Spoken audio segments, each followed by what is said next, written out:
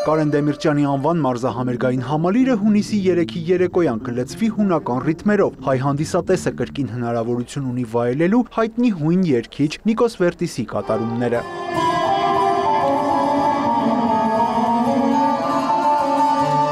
Գերժամանակակից լուսավորություն, անսովոր բեմ ու հունական ազգային գործիքներ, որոնք էլ ավելի տպավորիչ կդարձնեն Վերտիսի երևանյան համերգը։ Բեմում վերջին շտկումներն են։ My second experience in Yerevan in Armenia. Սա իմ երկրորդ համերգն է Հայաստանում։ Այս անգամ ելույթ կունենամ մարզահամերգային համալիրի մեծ դահլիճում, քանի որ առաջին համերգի նկատմամբ հետաքրքրությունը շատ մեծ էր։ Հասկացա, որ հայ հանդիսատեսը գնահատում է իմ արվեստը։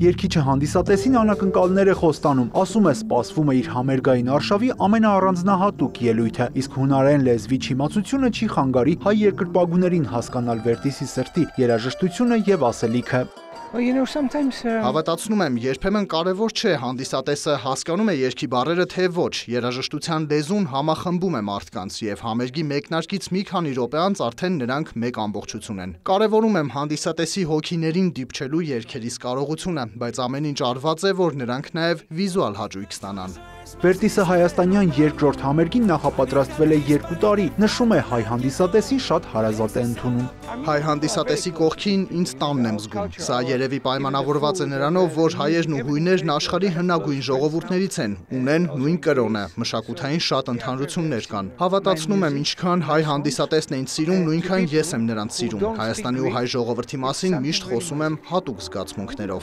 Նիկոս Վերտիսը բեմում կլինի իր մեծ նվագախմբի հետ, ավելի ազդեցիկ դարձնելով հունական մթնոլորտը Երևանում։